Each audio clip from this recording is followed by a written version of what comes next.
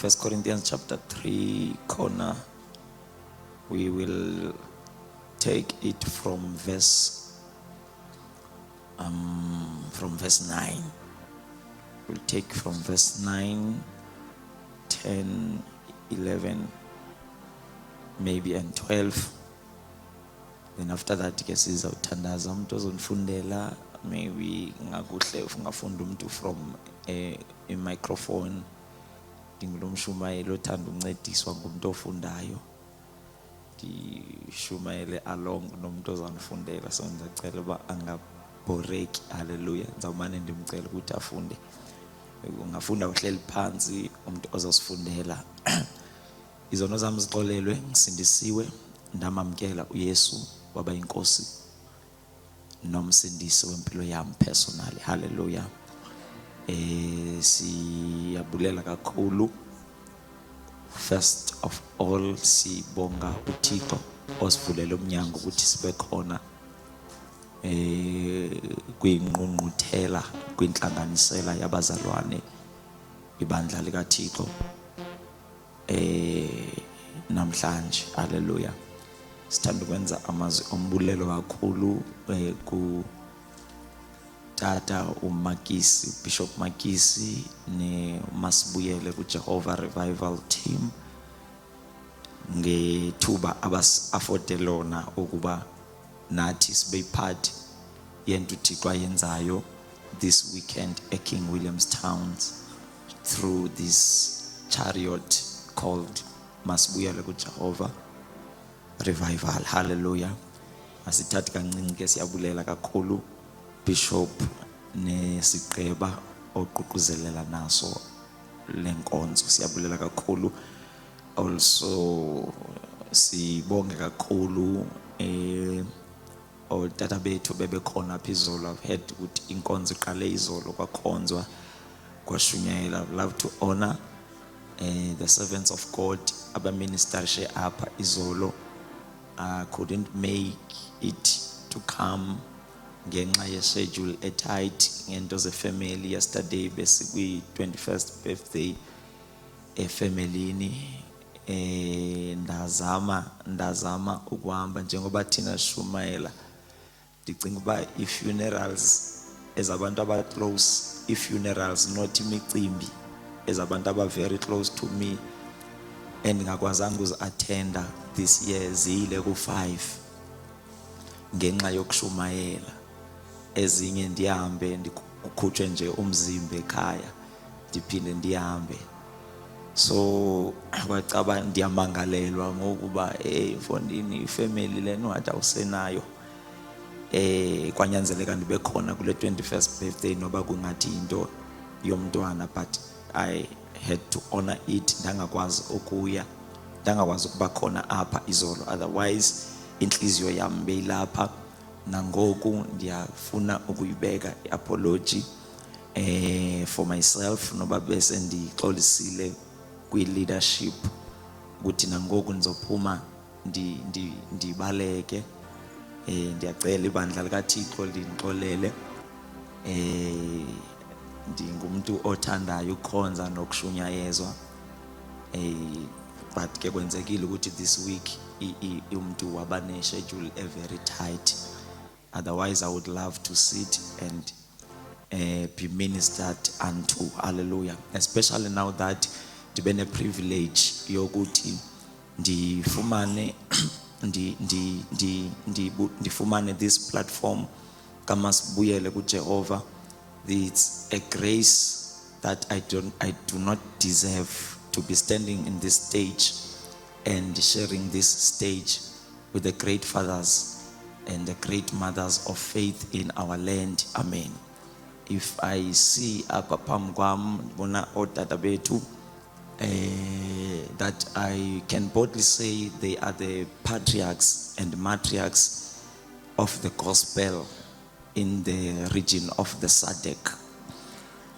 Tata Bishop Makwa, Apostle Mlamla, Apostle Hlajwayo, Apostle Namba, nabanye ngabantu abasetshenziswa kakhulu nguThixo. So to be sharing a stage with them as a young man and a novice in the ministry ndibona kuyinyweba ebendingayifanelanga, so I don't take it for granted noba ndizophuma ndihambe, but I have a prayer ukuthi Nkosi whatever that oyiphathise abakhonzi bakho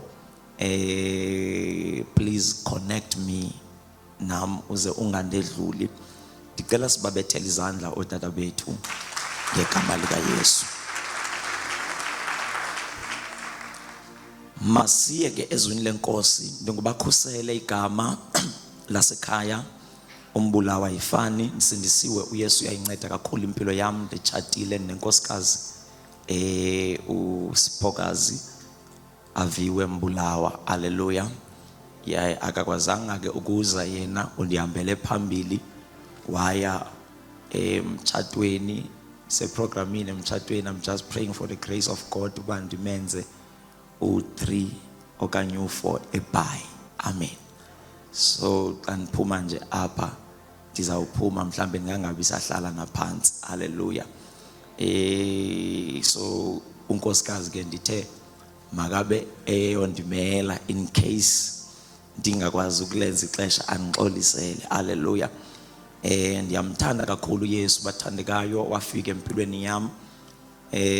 Ndakhula ndine stands, ndakhula ndine nto endizixelele yona ukuthi impazamo zonke ndingazenza emhlabeni but ngeke ndiyenze impazamo yokusindiswa. The reason I had that thought from my very early age, I think ndandina 9, sasihlale sasolbheke Free State kukhona uDabs okunguye yedwa osindisiweyo ekhaya apha Eastern Cape. Sasibuya every time ngoDecember size emakhaya, and then kukhona xa ifamily idibene kube khona this one auntie qho xa kulalwa uthi makuthandazwe, and umthandazo wakho uyabhora ngoba uzothi yamkelana uYesu. Every time xa kulalwa uyasiforce basithandaze and nizawumamkela uYesu. She does that every day during the whole day kaDecember, every day. The only way to escape yayokuthi ke xa sesiphakwe za age zo 15 ukwazi ukuthi uhambe ubuye late ngabo 12 sokulelwe, then ke usinde ngolo hlobo. But nasekuseni ufuneka uvuke very early ngekavuka uDabs, because buke wavuka kuqala uDabs uyanivusa nonke, uyathandazwa before kwenziwe anything. And xa ke uvala umthandazo unalanto yakhe isicaphukisayo ithi yithini Nkosi uYesu ndiyakwamkela.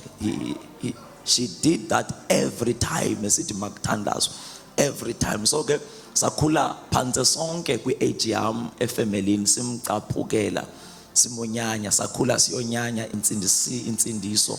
She is not a bad person, but uSathana wayesenza simbone njengomuntu okhohlakeleyo.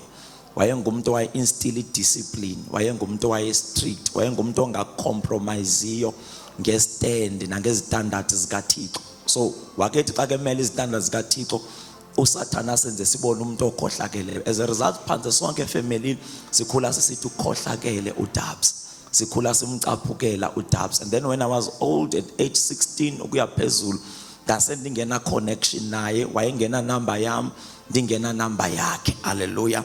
So ndakhula ke ndiyicaphukela isalvation until ndiye high school, ndaphuma high school. Then from high school, from my tender age, teenage, I started to be involved in crime because I Free State sasolbhek emikhukhwini, and then umama bethengisa utywala notata babethi xa abantu bezosela xa bephuma umama sekediniwe sekelela sicela uba siclean so that kusasa abantu bafike sokuclean. Xa sicleana ke sithathe ama-empty ebhiya, xa sithatha ama-empty sigqibezele izinto eziseleyo phaya sigqibezele.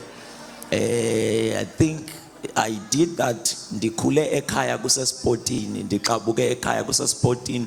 But what I remember when I was 9 ndase ndiyisela ibhiya ndiyigqibe, because kulento yokucleana uma nogqibezele into eziseleyo, we did not know ukuthi kungena the spirit of alcohol. When I was 9 years old, kwakuthi xa ndithunywe uba ndiyostoka ndikhuphe i-case inamabhotile ayi-12, right, ndikhuphe 11 ndiwafake efrijini kushiye 1, ndicinezele ngenye empty so that ingavele 1 ndiphume nayo engathi ndiyobeka ama-crate phandle, ndifike phaa phandle ndiyisele fast laa beer, ndiyisele ndiyigqibe quick. So ndiphinde ngaphakathi, sometimes ndibone uba ndinxilile, sometimes ndingabhaqwa. But when I was 11 years, I was an official drunkard. When I was 12 years, got involved in drugs. Alo taste ipilisi, kule ndawo sahlala kuyo kwakuthengiswa ipilisi. But when I was 15 years, I was a drug addict. Yeah, but 2010, when I was 16, sabuya utata no mama baseparator.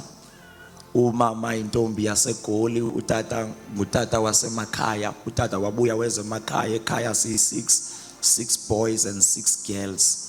Then we had to choose uba ngubani osayida nabani. I-boys zasayida notata, i-girls zasayida nomama, zasala eGoli, seza e-Eastern Cape ngo-2010. It was the first time ndizohlala e-Eastern Cape ngo-2010.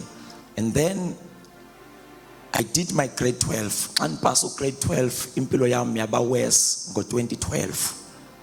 Ndingena ndiphuma emajele. In fact, by the time ndise high school, ndase ndingena ndiphuma emajele. Hallelujah.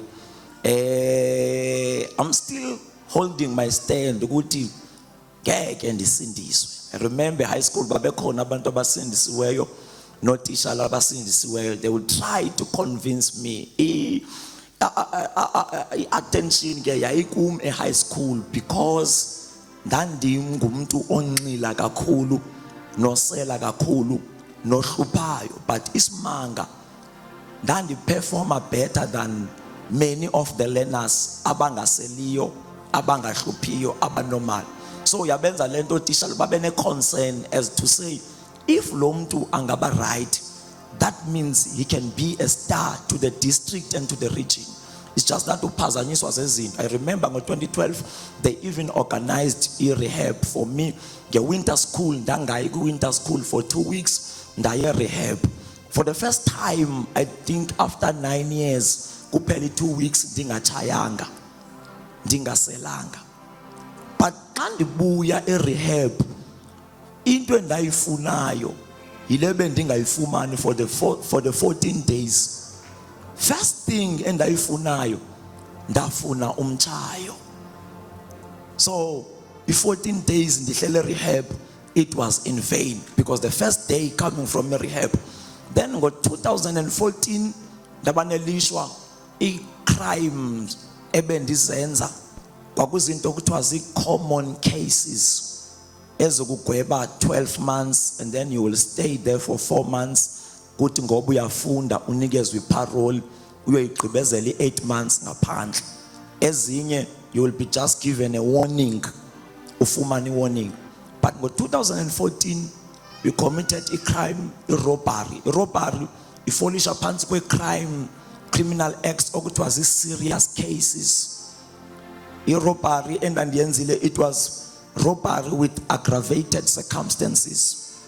If you can Google on your phone ukuthi i-robbery with aggravated circumstances ingakucharge a minimum of how many years? It's a minimum of 10 years. So ndaphuma ngebail, yaqhubeka ityala, yathethwa icase. Njengoba icase isathethwa, ndibanjelwe elisikisiki, yonke lento yenzeka elisikisiki.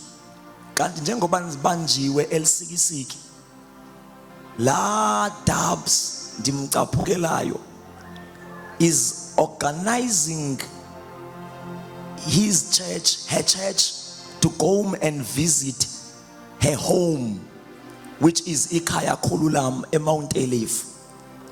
Akazuba kwenzakalani ngam, akazuba ndiphi, akazuba kwenzeka ntoni empilweni yami.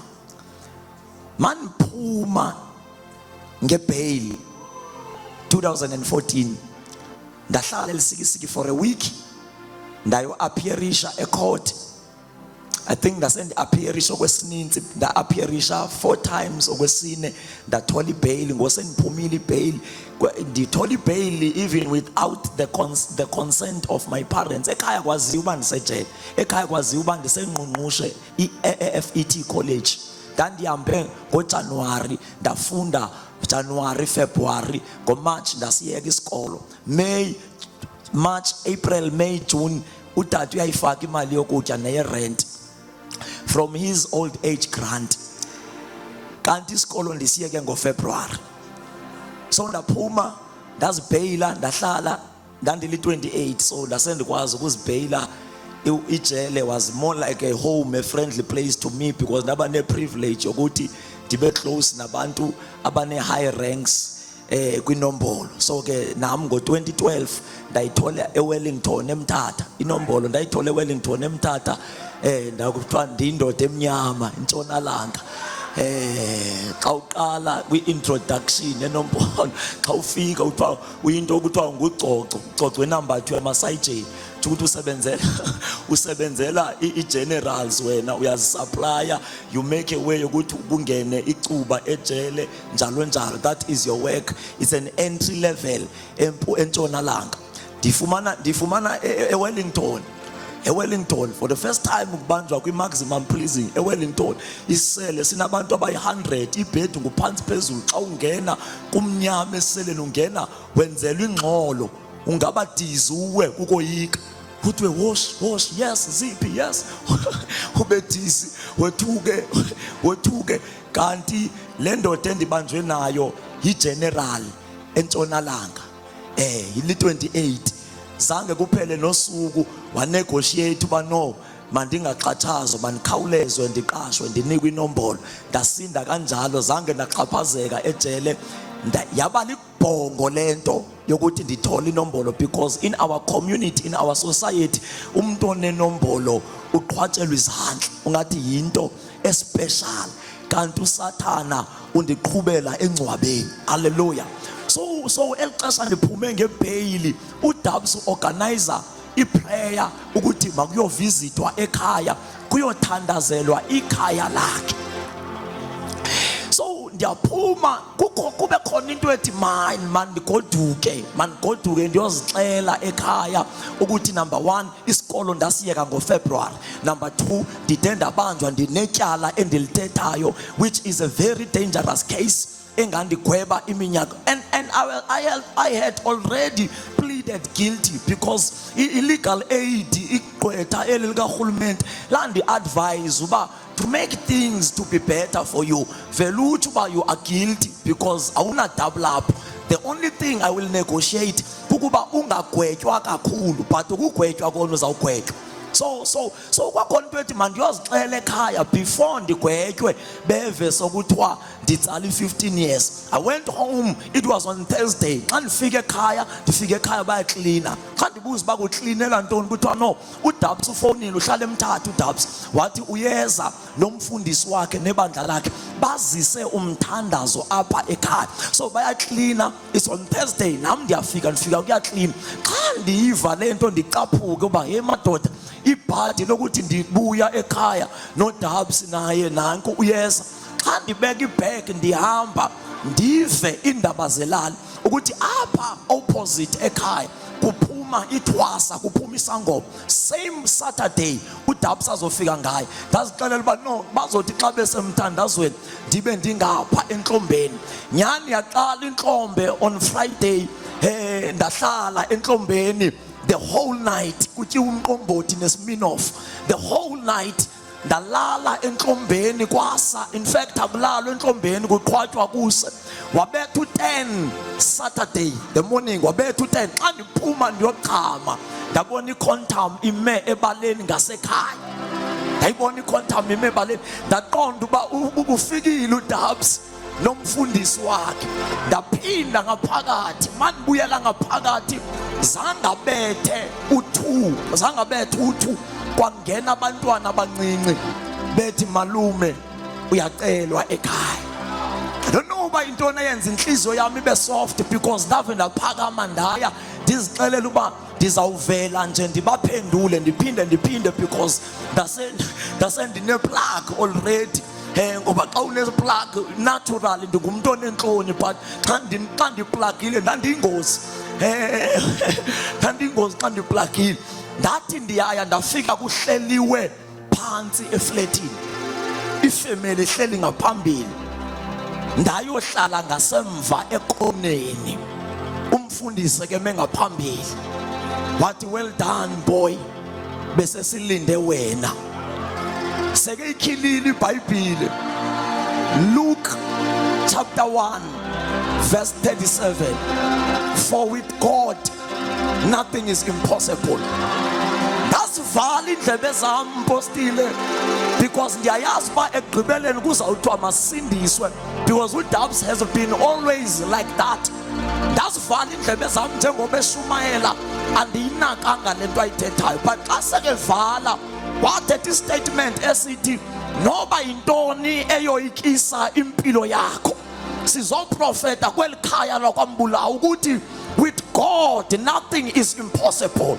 Waqhubeka wathi ngenzeka uba kunento ofacene nazo njengoba ndithetha nawe, but I want to introduce my Jesus to you, for with him nothing is. Wathi maketho kanjalo ndakhumbula uba njengoba kuSaturday, on Tuesday ndiye court, and njengoba ndiye court there are high chances oba ndingangabi sabuya ndigwetywe. Ndakhumbula uba no, nami ikhona into that threatens my life, ikhona into that threatens my future, ikhona into that threatens my destiny. Njengoba ndihleli apha ndilindwe yiminyaka eyi-10 endapha ejele, ndathi makuthiwa akho nto engenzeki kuJesu, let me try this Jesus, let me go up front. Ndaya ngaphambili, mamela ke ndi-expect uba xa ufika ngaphambili uzawubuza uba yintoni ingxaki yakho, so that's ithandaze, yintoni ingxaki yakho, so that's ithandaze. Xa sifika ngaphambili kwathiwa yithini inkosi uYesu, ngena entliziyweni, xolela izono zam. And I made it clear kootata xa iphuma inkonzo ndabacela, no kootata mna ndinetyala, I am afraid, I'm still young, 21 years, ngo-2014, I'm still young. I don't imagine myself spending 10 years in prison. Please pray for me. Bangandithandazela bathi lo mthandazo owenzileyo othi Nkosi Yesu ukhava zonke ingxaki zakho, lo mthandazo ukhava zonke ingxaki zakho, bangandithandazela.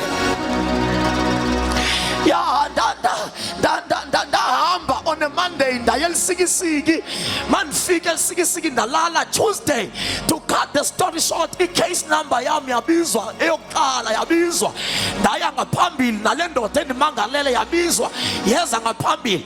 As aba-churches, I don't know abakhona abantu abafamiliar nokuye court, as the prosecutors were still presenting the case, akukathethwa basapresenta, this is case number so and so, kumangalelwe so and so, ngedate so and so. Wathi engekagqibi umtshutshisi, leya indimangalele yaphakamisa isandla, and then umagistrate wayikhola into order. No, akukathethwa mhlekazi, sizotsho xa sokuthi wathetha, yasithoba isandla. Waqhubeka umtshutshisi wafunda ipresentation yakhe, wathi engekagqibi yaphinda yaphakamisa le ndoda, wathetha isingesi umantyi, wathi it may happen that there is something agent, let us give him a moment.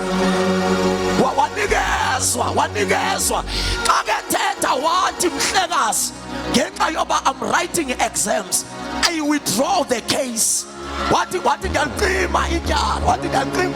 You will remember ngokomthetho wase-South Africa, if icase yakho iclasha nomsebenzi okanye nesikolo, une-right obungayi, and then irhoxiswe unikezwe enye idate. Yathi le ndoda andiyirhoxisi, iyandiphazamisa kwi-exam, ndiyayiwithdrawa. ndaphuma ekhodi ndagoduka. At that time akho nto eyenzakayo engqondweni yami. Yaqala ingxaki xa ndifika eteksini. Mandifika eteksini kwangathi kudlala ifilimu. I remembered ukuthi Saturday bokuthandaziwe. Ndayibona indoda ime phambi kwami isithi with God nothing is impossible. Ndayibona uba le nto bekudala ndiyithuka, le nto bekudala ndiyonyelisa, le nto kudala ndiyidelela, indaba kaJesu iyasebenza. Ndihlangana nayo Saturday, Sunday, Monday, Tuesday I go to court. Mandifike court ityala liyaqinywa. Yathetha inteksini yathi I am Jesus. I am the reason your case has been withdrawn. I have come to take your life. Ndihlele backseat apostle zehlinyembezi. Ndivinto ithetha enhliziyweni ithi ndinguYesu Kristu waseNazaretha. Ndisisizathu somityala licikwe. Ndizothatha ubomi bakho. Elixesha ndivayo ndeva umqolo enhliziyweni, ndeva ijoy enhliziyweni. Kwehlinyembezi zaphela ezibandayo kwaqala ezitshisayo, zaphela ezitshisayo kwaqala ezibandayo. Ndihlele backseat eteksini kudlala iqhobo. Abantu badakiwe bayagoduka, kodwa apha phakathi eteksini kunomfana ohlangana noJesu, kunomfana one-encounter, umfana ohlangene noJesu on a Saturday. Nathi no uyaphila, nathi yaphila. Mandifika ekhaya ndabafowunela, abasekho sebehambile ndabafowunela ndathi no, the case has been withdrawn. But enhlizweni yami I feel like ndinirobhile botata. I want to accept Jesus this time, not for the case ubicikwe, but for my sins to be forgiven. Baphinda bangithandazela this time through the phone bathi Nkosi uYesu ngena enhlizweni yami, Nkosi uYesu ngena enhlizweni yami. Sebehambile basemthatha bafonela abanye base-Assemblies of God ukuthi hey kunomfana elalini yaseDutyini osindisiweyo, please take care of that boy. On Tuesday bafika otata base-Assemblies of God baqhuba bathandaza ekhaya every day ngo-6. First week, second week, on a third week babuya nentente yama khonapha emnyango ekhaya. La ntente yaqala end of July, i-home visit ayinge-19 kaJuly 2014 when I gave my life to Jesus. I remember it like it was yesterday. It is the day I will never forget. But nge-end kaJuly bafika nentente bayifaka intente yamiswa ekhaya, yaqala intente ngoJuly, leyo ntente yavalwa ngoNovember. But otata bangabi nayo icapacity yokuyiqhuba. They were no longer consistent ngo-October bayeke ukuza consistently.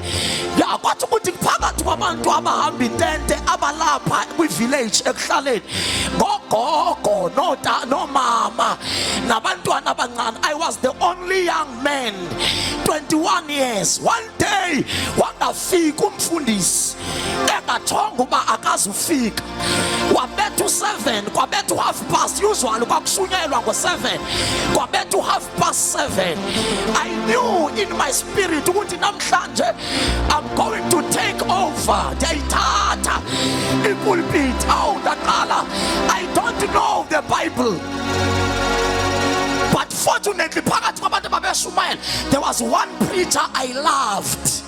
Ndandimthandile utata phakathi kwabantu ababeqhuba imvuselelo, and ndaya ngaphambili ndalinganisa yena, ndafunda ivesi yakhe, ndenza yonke into adla ngokuyenza xa.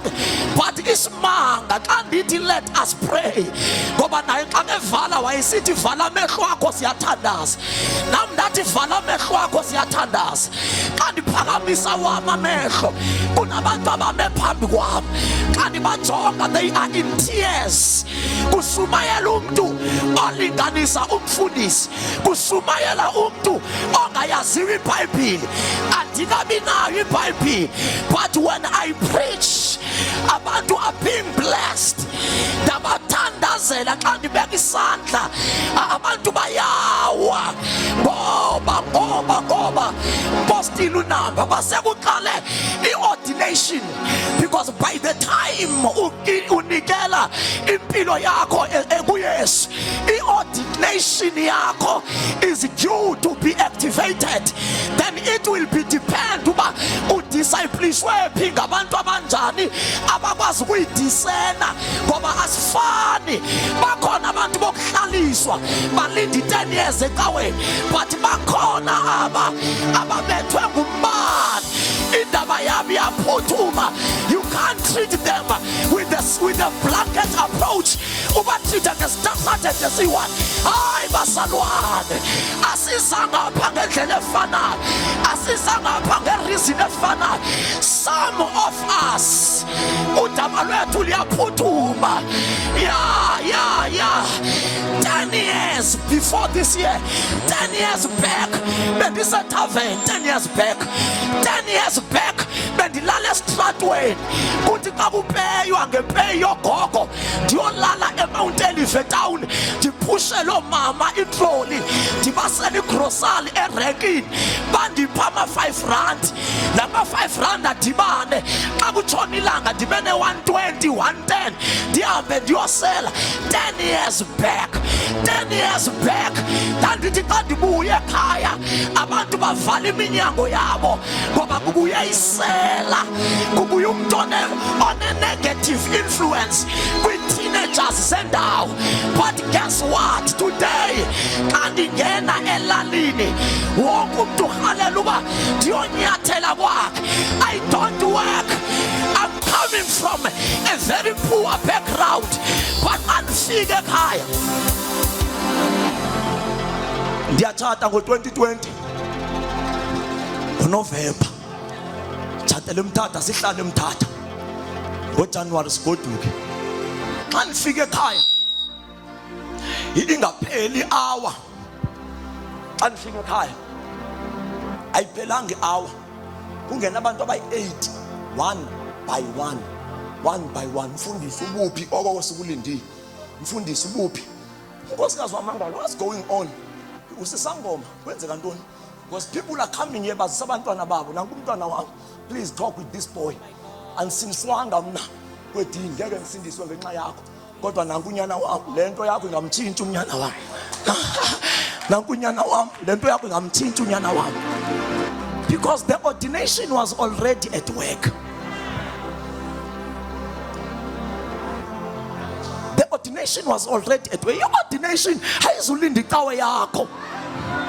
Andithethi ngalena i-right le ye-ordainwa ngokwalapha emhlabeni, but ndithetha ngale yasezulwini mna. Ayizulindi icawe yakho, ayizulindi abantu bakho. Ugcobo xa seluphezu kwakho, you must find a way to let the anointing flow into elibazisa generation yethu. We cannot recognize i-ordination ephezu kwevessel. Sitreat abantu ngokufanayo ngokwe-tradition nangokwe-religion yase-Afrika, kanti le nto yo yase-Afrika leyo bazalwane uPaul bathi besathi sisigebengo Hananiya, bathi uyaxoka Hananiya, sisitya sam. Uthi uHananiya engutsotsi lo, lithi izulu uyaxoka. This is my instrument, I have chosen him.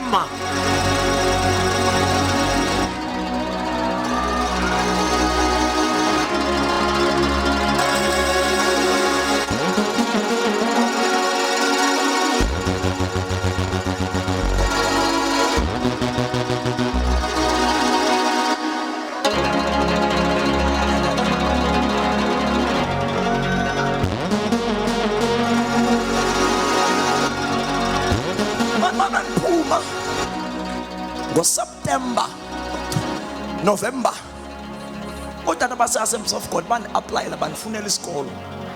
They wanted my statement, i-results zami zika-grade 12. Because ndampasa u-grade 12 ngo-2012, ngo-2014 ngoku. Ba-aplya without my consent. Ndabona i-SMS mningena ithi ndithathwe e-NMU. Kwaphinde kwangenenye after 3 days ithi ndithathwe usu eMthatha. Bafika bathi go to school. So that uzotshintsha imeko yakho wena kuyalanjwa. Kuyalanjwa ekhaya. I'd go to school. I went to school in psychology 4 years. But 2019 ndayigqiba. Something dramatic happened xa ndigraduate. Because ngo-2017 bandibiza uThixo. Wathi apho uzophuma nayo i-degree. Ndafika ikhona e-university le ndoda. Uzophuma nayo i-degree. But it's not only about the degree. It's a sort of training. Awuphuma apha ndiyokuqalisa i-basics ze-ministry. You will be a student in ministry. Uyoba se-student phaa ngaphandle se-ministry. Nangoku I'm still that student and ndikayipasiswa lo class. Ndaphuma e-university ngo-2019. Ngo-2019 ke ndibiza umama notata noZoleka noZama. Ndithi kubo thank you so much for your support. Anyways ke ndifunde ngo-NSFAS ekhaya siyahlupheka. But thank you so much for your moral support and every kind of support. They were very excited. Sivele NMD yogidwe emini kulilizelo. First graduate, not ekhaya, in the bloodline. First graduate, not endlini katata, but nakwi-brothers katata, nakotata omncinci bantwaneni babo, nakotata omdala. There was never a graduate. First graduate. Thank you so much for your support. God has called me. I'm going to preach.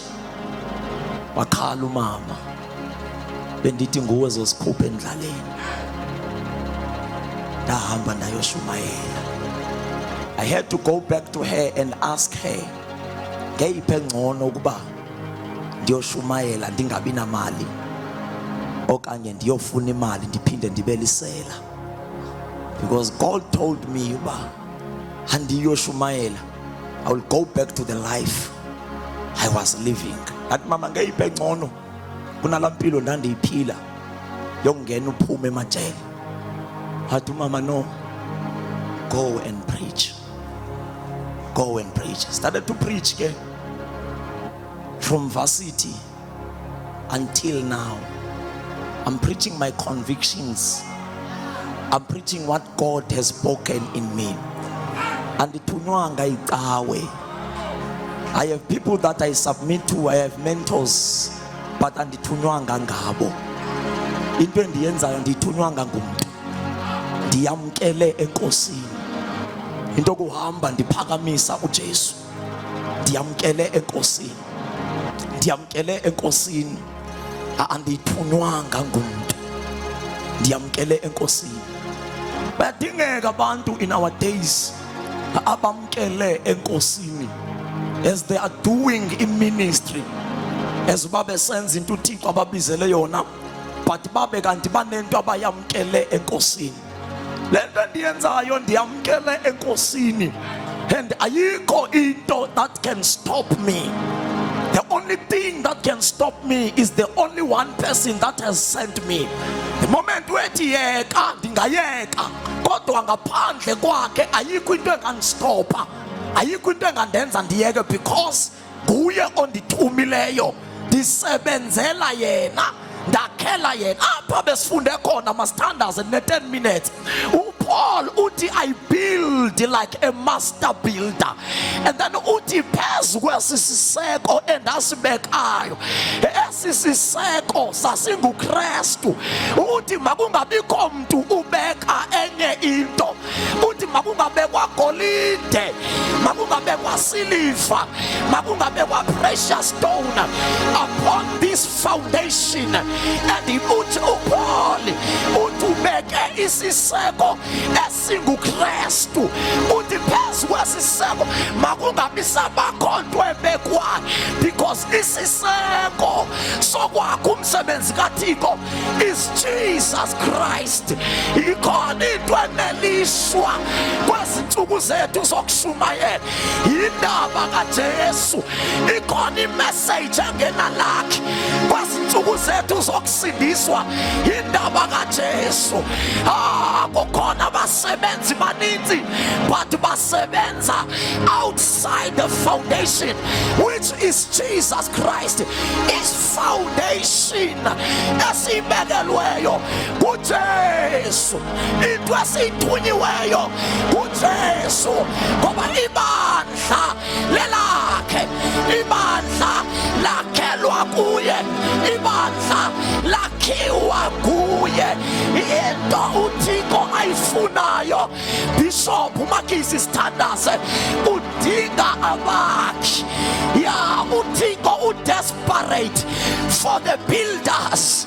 Kukhona abantu abakhupha ukuba bayokwakha besokha ibandla lakhe, kwathi ngenxa yobude bendlela bayeka ukokha ibandla lakhe, bokha i-empire zabo. Kukhona abantu uJesu abakhuphileyo. This is so prophetic. It's a prophetic message for South Africa. Ngoba in the spiritual realm there is a substitution that is taking place. Kunabashumayela baphumayo, hayi ngoba bedle izono, hayi ngoba bengu-antichrist, bacompromise i-message, bayeke ukwakha phezu kwesiseko sesinguKristu. Abasokha ibandla likaKristu bokha amabandla abo, abasokha ibandla likaKristu bokha amagama abo. Ewe bayokha, baphethe the same Bible, but into abayokhayo it will not last, it will not stand the test of fire, ngoba abasokhelanga phezu kwesiseko. Can you read verse 19? Verse 19. Matthew. Quickly. Verse 19. Verse 19. Ndiyakukunika igunya kulawulo olutsha lukaThixo. Kuyakuthi okubophileyo emhlabeni kubotshwe nasezulwini. No, verse 18. I will build. Verse 18. Namde ndithi kuwe. Mamelani bazalwane, ndizovala quickly. Into uThixo andithume yona prophetically. So as I was saying, seriously, it will take abantu abazoma kule batch esubstitutewayo. It will take the special mercy of God, but there is a batch of ministers, young and old, ebebethenjwe lizulu, but by compromise i-message, abadlanga sono, abenzanga mbulo, abathandanga mali, but by compromise i-message. They are no longer building the body of Christ. They are building their denominations. They are building their names. They are building their empire. As a result, there is a substitute. Abakhutshwa kuKristu, bakhutshwe kwakheni, bakhutshwe entsimini, bakhutshwe emsebenzini. And ukuze imvuselelo iqhubeke kahle, abakhutshiweyo, they must step aside. Badedela abafakwayo, disqualify imatch. Xa kukhutshwa uJabalala kuzongena uLithulonyana, angafuni uJabalala uphuma, angena uLithulonyana. Le team izawudlala nabantu abayi-12 and izawudisqualifya ngoba uJabalala akafuni uphuma. I'm making an example ngoJabalala. Yeah, but abantu uSaul ebathandekayo, for David to be effective kwiministry yakhe, kwanyanzeleka uSaul adede xa iphela i-40 years yakhe. Kwanyanzeleka adede. So uThixo ufuna i-builders. Nginaphrofeta by the Spirit of God ngo-October e-East London, eDuncan Village. ndithi kunemvuselelo abantu bazothuka. There's a strange wave of revival ezaqaphuka eStatardem naseKing William Towns, because indawo ezingenagama ezingaduma nganto ezingathi zingumqwebethu, but it will surprise many people. I'm calling upon the ministers, the fathers and the mothers of faith upon the region. They must get ready, because something kunento esizithethayo sithethiswa kukubona abantu, but this thing is a prophecy, is a burden that is in my heart. I started to have it last year at Duncan Village, go October. There is something that is about to happen. There is a wave and a strange move of God that will hit the King William Towns, the King William Times, and the small town called Stutterham. Something is about to happen. There are laborers as Fugayo. Some are women. They will be rejected in their religious denomination, because a woman cannot be used by God. Some are teenagers. They will be rejected and disowned by their parents. But their parents, they don't believe in this kind of move. Abazali bazothi bemelene nemove besitha kuthethwa ngazilwimi la abona umntwana wakho na 10 eqaphuka ngetanks iqala imbambano ngoba bazalwane emvuselelo. It comes like Jesus. Kana sithi you think I've brought peace. There is nothing peaceful about the revival. Revival is not for the church members. Revival is for the soldiers. That's why you David wa prophet ku Psalms 110 uthi my people in the days of my war they will go out willingly. Abazuqutwa bazoya empini, siyaya empini. This time around asiyolwela magama ethu, siwalwela magama langatshintsha ilizwe. Siyaya empini. This time around asiyolwela ititle zethu, sizilwela ititle. Baqhubeka babhubha abantu, siyaya empini. This time around asiyolwela ama-denomination. Bazalwane, we've been faithful kuma-denomination. Sihlele ecaweni sathembeka, kodwa ilizwe liyabhubha. Where are the sons of God that will qualify to be the builders, to be the laborers? Bapha abantu abazokwakha like a wise master builder. A wise master builder. Into yavela eJerusalem after kwehle uHoly Spirit. Ungevela igama lithi wise. A wise master builder. It's not necessarily someone with a profession. It's not necessarily someone who have a formal education.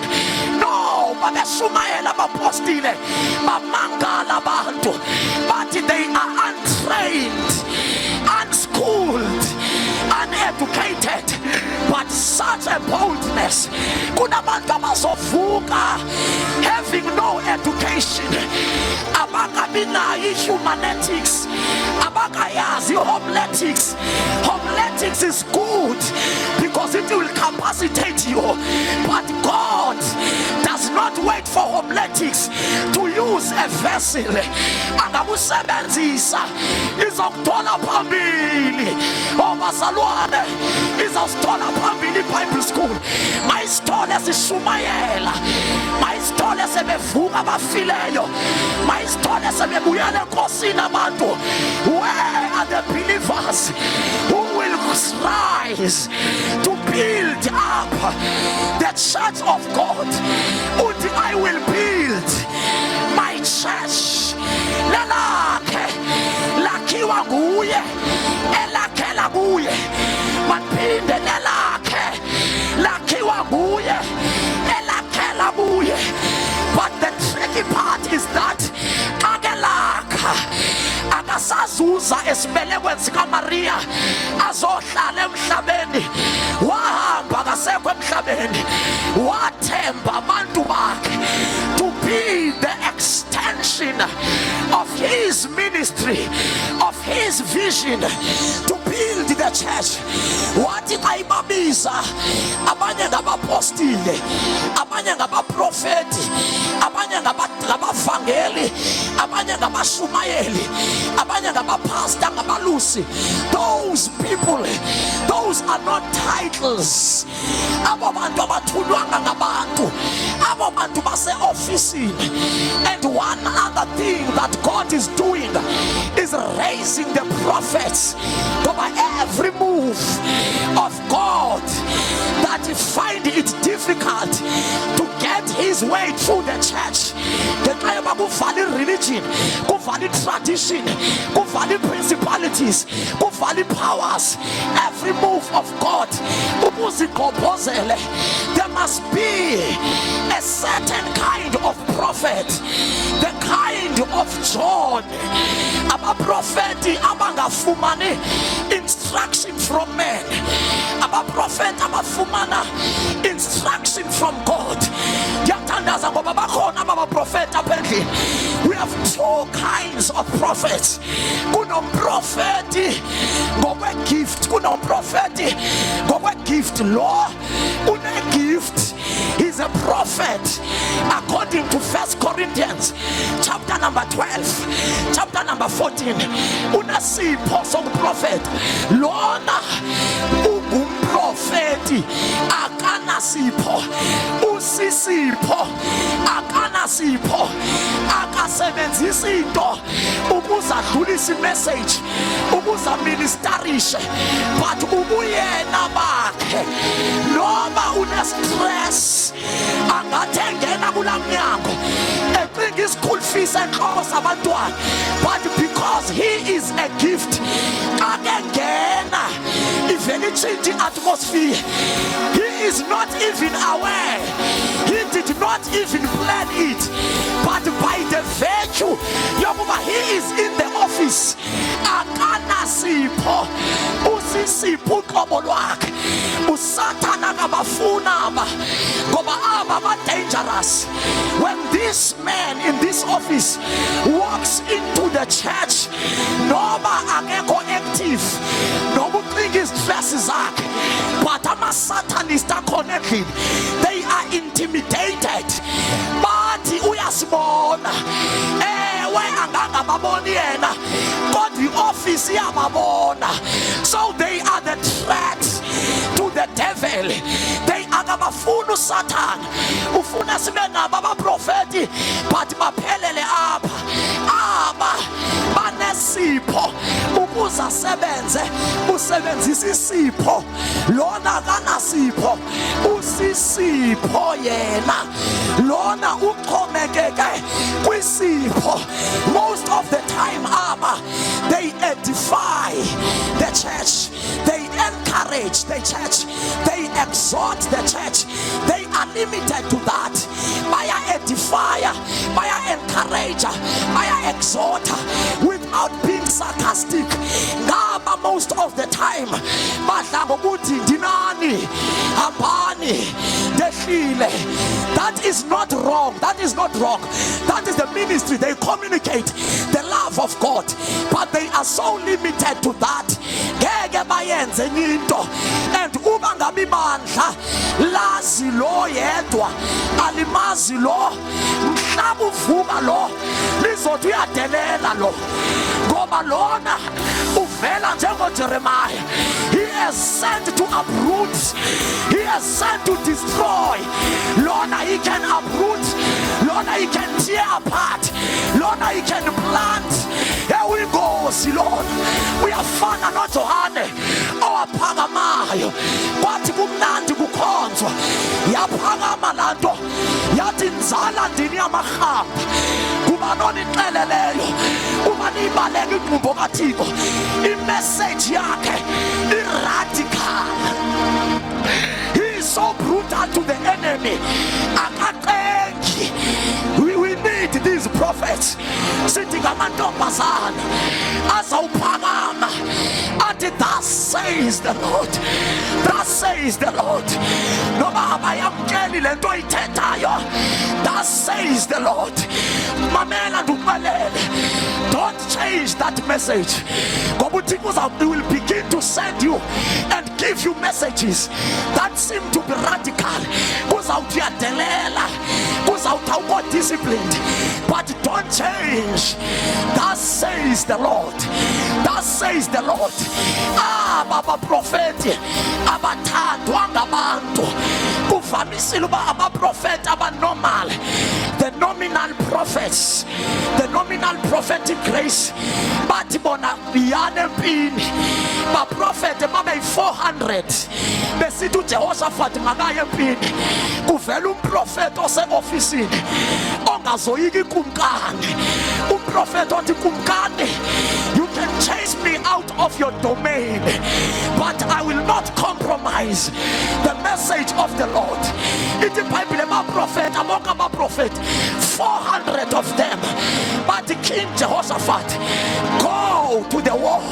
Uzawuqoba, wabethelwa lo ekugqibeleni, wathi ngaba baphelele na. Kwavela indoda okuthiwa nguMika, yathi seza, kwathiwa ayike lo. Uhlele profeta against, uhlele profeta against, ngoba abantu bafuna kuhlele ukuthi uhambane, kuhlele ukuthi wendinane, mhla ukuthi wanzala ndini yamahamba. Bathi uqalile ke lo mfana, bathi uqalile ke lo mfana, kanti lento ethi ngizala ndini yiyo ezawusinceda. Kuyenzeka iyeza libe kraka, kanti lilo lizawuphilisa umkhuhlane. Apho sesiwazamile amayeza sweet, masingalilahleli likraka. Kungenzeka ukuphila kwethu kukwaliyeza. Waphakama wathi kumkani, ndikubone uskattered across the field. If you dare go to the field, you will die. Kwaphakama indoda yametha ngempama, ngoba aba abaprofeti bayabethwa. Uba awubethwa, you don't qualify. Uba uyoyika ukubethwa, you don't qualify. Ngabo kubethwa aba bayafasta, but into that is set to thicken their anointing. Are you fasting? If fasting is discipline their flesh, into ethunyelwe uba ibenze babe dangerous. See persecutions. When you run away from persecution, get ube sharp in the spirit. The more they are oppressed, it is the more they prophesy, and it's the more they mkhumbula Jeremiah what they were to decide, what I will no more speak and prophesy in the name of the Lord. Uthi kodwa ndithi manithula ivele lento ibe ngumlilo. Ayisathandisi wena, ayisaqeni kuwe. Hayi bazalwane, where are the builders? Yes, I'm a profession, but I put away my profession. I want to build what God is building, and I want to destroy what God is destroying. If it takes Mandikama and not for me, let it be. If it takes Mandinga understand what, let it be. Imandla lensuku zogcina ayilomandla lamagwala. Ngizoti rise, especially abantu abatsha of my age. Ndithunwe kuni bazalwane, especially my beautiful sisters. If you keep quiet in such time as this, wazela phuma wangene bukumkanini. For this reason, arise, arise, arise, arise, arise. Izulu liyabiza, libiza the builders. Where are the people who will build like Paul? Be a master builder. Don't worry about your experience. The Holy Spirit will give you experience. Don't worry about the words. The Holy Spirit will give you words. Ungaba unobizo enhlizweni yakho and uyathingaza, uyathandabuza, uyoyika.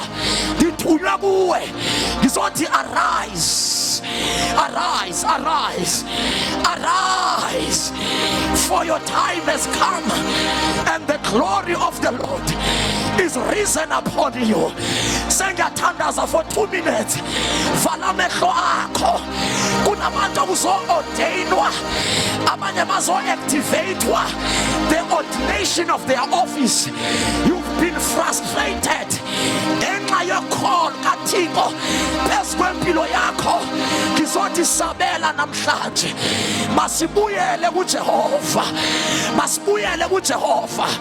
There are many kinds and different ways zokubuyela kuJehova.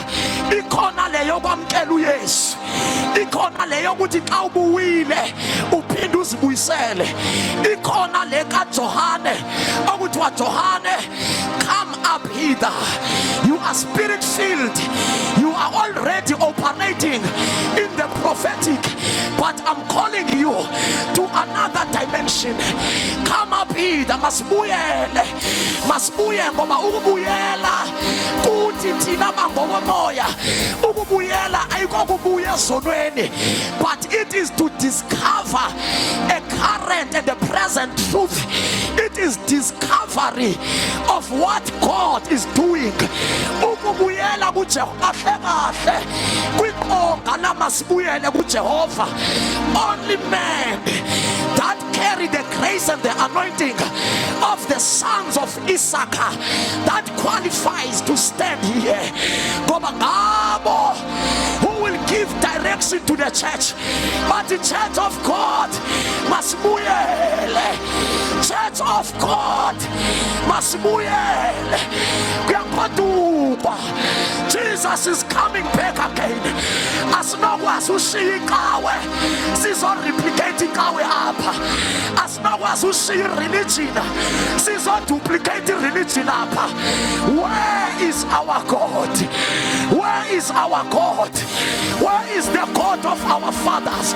Apha amantombazana athi ndikhathele ukwaziwa ngentombazana enhle esindisiweyo egqoka ama-high heels, mandaziwe ngamandla, mandaziwe ngenkazimulo kaThixo. Ingaba silambela into eyi-one sonke, ngoba thina silambela imvuselelo, silambela izethembiso, silambela okwaprofetwa. Every time we get together, a man must stand and say, this is that. Imihlangano yethu must not ivalwe kunormal. There must be something that is supernatural, extraordinary. Only the fathers of faith can stand like Peter. Ithi no bazalwane, abadakwanga labantwana, abadeleli labantwana. This is that, is the fulfillment. Ukusumayela kwethu must not be our entertainment, but must be the fulfillment of that was prophesied. Ukukhonza kwethu should not just be a social gathering. This is that, this is that. Abantu abazosurvive kule season are those who are hungry and expectant of this is that. Abantu abalambela this is that. Abantu abafuna this is that. Ayikudala sishumayela man. We want that. Kudala sithembeke mabandleni. We want that. We have been famous, trending in each and every poster. But now, oh bafowethu abahlabelelayo, kudala sihlabelela. Kodwa ngoba we want that. Where are the singers and worshippers that will carry the sound? Ngoba whatever that the Lord is doing, uyahambela phambili with the sound. Every time, ngoba abantu abahlabelelayo, they are not just progressing the program, but they must carry the sound. Just like in the days of Pentecost, ithi iBhayibhile kwavakala isandi, a sound of a mighty rushing wind. Ngoba every time God is about to move, kuqale kube khona sound. uEzekile kumoya waprofeta phezu kwamathambo. Before amathambo ahlangane kwavakala a sound. uElijah ethandaze phezu kwekameli. Before imvulile there was a sound. Behlele apha room ngomhla waPentecoste. Before flames of fire there was a sound. May God raise for us abadumisi who will not sing a trending song but who will carry the sound. Abantu abangahlabeleli voice, abantu abangathembanga experience. I trust the sound. Njengoba ndilapha ndikhulelwe, I'm carrying the sound. Where are the daughters of Zion who will carry the sound that will give a direction to the church? Ngoba ukukhonza kukuvisandi, asiwazi umoya uphepheza uvelaphi. We only hear a sound. When we no longer hear a sound, ngeke sikhonze effective. We need a sound. Lift up your hands.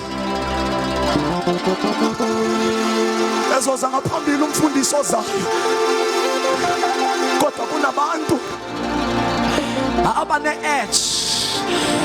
Uthi kuthethe kuwe ibandla lingekho. Awusalala ebusuku uyabhukuleza. Uhluthwa into ongayaziyo. Ukhulelwe. Abantu abayi-understand lento ekwehlelayo.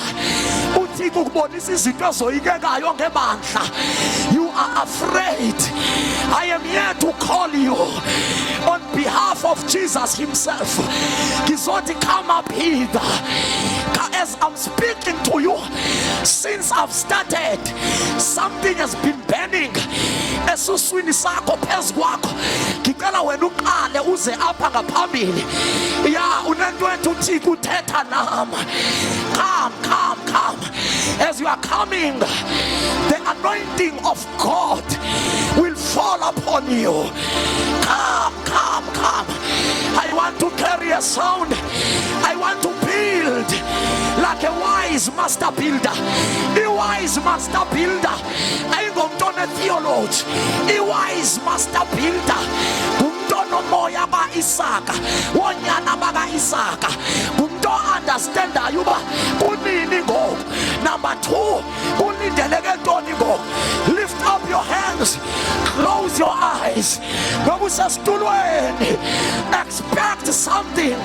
Lord, have mercy on me. Whatever you are doing, don't pass me by. You've been laboring and praying for the move of God.